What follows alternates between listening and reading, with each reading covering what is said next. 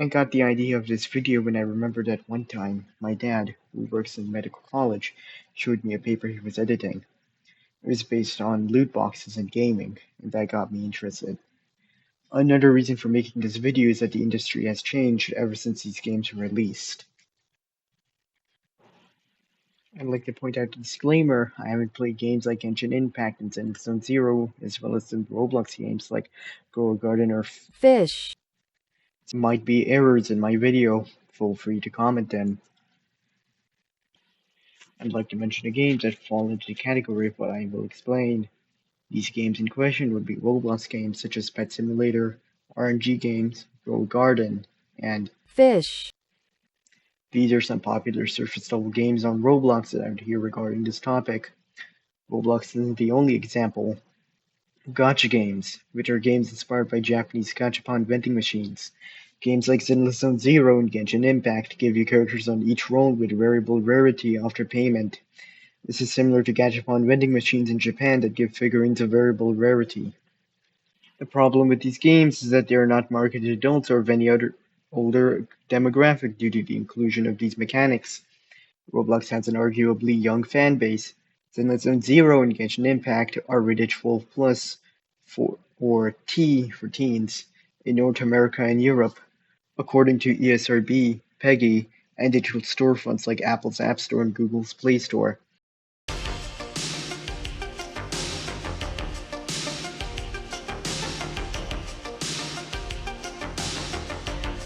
Why this matters is that these mechanics can affect a young mind. Unlike adults who have better financial responsibility, minds of a young audience may be susceptible to psychological factors.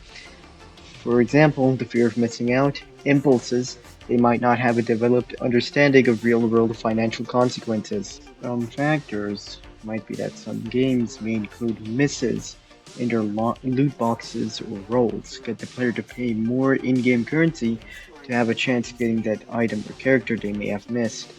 This miss mechanic is a maneuvering psychological trick which makes the player think they may have a stronger chance to get the item or character on their next roll or loot box, which would happen after spending in-game currency.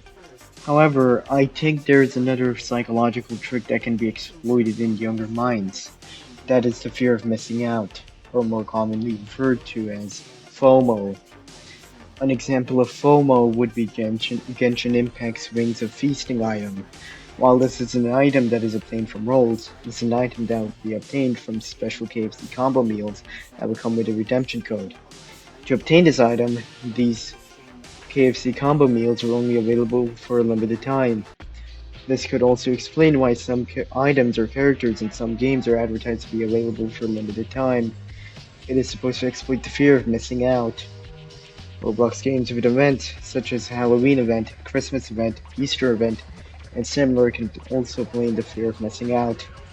While some games don't necessarily use loot boxes in these events, it can also strengthen the exploit of loot boxes or rolls. What loot boxes or rolls can also use is variable ratio reinforcement schedule. This basically states the unpredictability in loot boxes and rolls you see in games. This is the same unpredictability you see in slot machines and casinos. This unpredictability can influence the player to keep pulling a lever. That would be buying and opening more loot boxes or rolling for more characters in hopes of getting something valued. So games like Roblox's Murder Mystery 2 and gacha games can, for example, in the case of Murder Mystery 2, have a knife or gun have a 1% chance of being obtained from a crate. Another factor is sunk cost fallacy, basically the point of no return.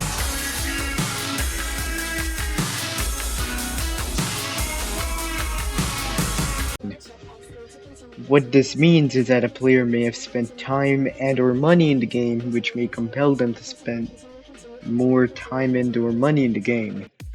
Take for example Zenless Zone Zero's banner characters in the pity timer, which is basically a guaranteed pull system. The advertised the character you will get after, for example, 90 draws. This may compel the player to do more draws in order to get said banner character. Now, why these factors are dangerous is because loot boxes and rolls would require some in-game currency to be used. In-game currency can be bought with real-life money as well. Considering these factors, mind may spend or ask to spend real-life currency to try to get a better chance at loot boxes and draws. Now you may be asking, but why aren't you talking about games like Team Fortress 2, Counter-Strike, Valorant, PUBG, and Apex Legends? It is because those games are marketed to adults. Age ratings such as M for mature or 18 plus rating in North America and Europe, according to ESRB, PEGI, and digital storefronts like Steam. However, it doesn't mean that only adults are playing them. Of course, many kids would play Counter-Strike or Valorant, and as well as the other aforementioned games. But games like on Roblox, Zero, and Genshin Impact are rated for more younger audiences. As I mentioned, they're rated 12 plus in North America and Europe. These games have a cartoony aesthetic, and they usually feature monsters instead of humans, which means either no visible blood or colored blood, and they usually avoid dismemberment and showing flesh.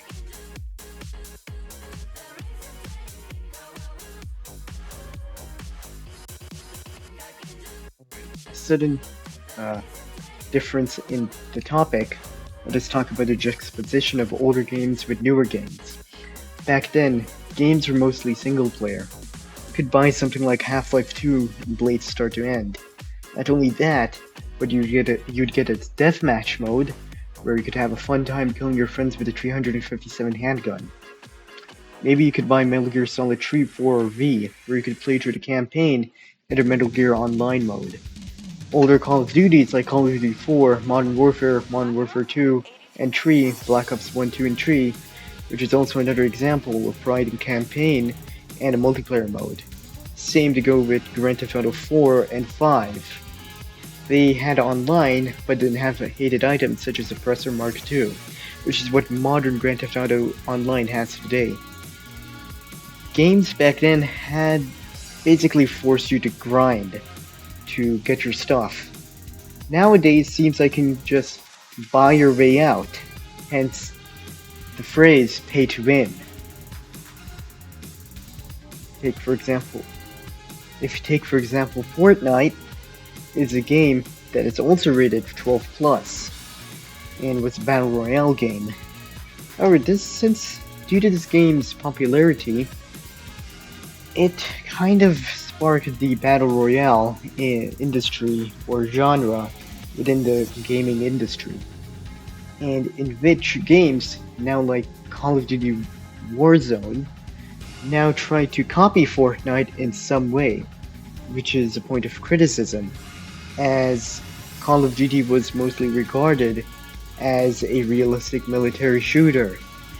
By including characters from other franchises, that immersion is basically ruined.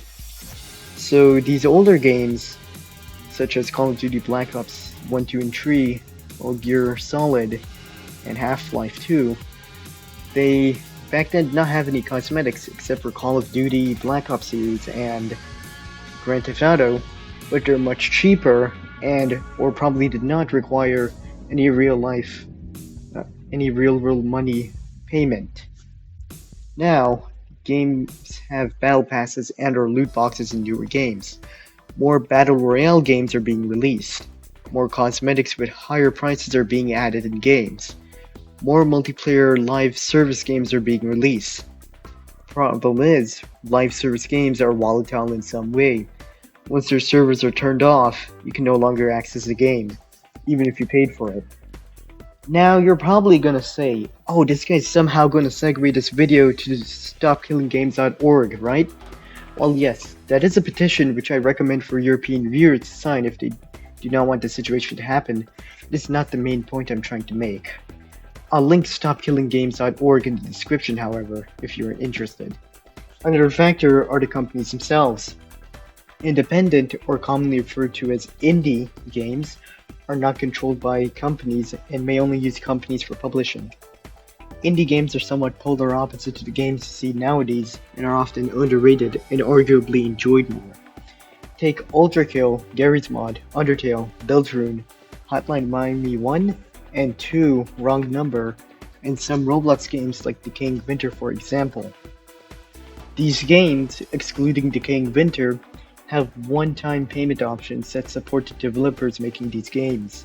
Indie developers may also add additional and optional DLCs such as soundtrack instead of microtransactions and DLCs that gives an advantage over the free-to-play players or players that don't spend that amount of money. Ultimately, the industry is being changed due to popularity, and with the availability of free games such as Roblox, Genshin Impact, Zenless Zone Zero, and Fortnite, which also have cartoony graphics and reduced gore, makes them more appealing to younger audiences. And with these games, excluding Fortnite, come with monetization practices that exploit the young mind with factors such as fear of missing out, variable ratio reinforcement schedule, and sunk cost fallacy. Some games like Grow Garden are often criticized for being a cash grab and such. The saturation of the market in this industry has changed. Games before had less microtransactions and offered more single-player experiences, with examples like Metal Gear Solid, Grand Theft Auto, Call of Duty, and Halo. New games are promptly becoming live service and adding more microtransactions, while indie games are being released are regarded to be different than these live service games.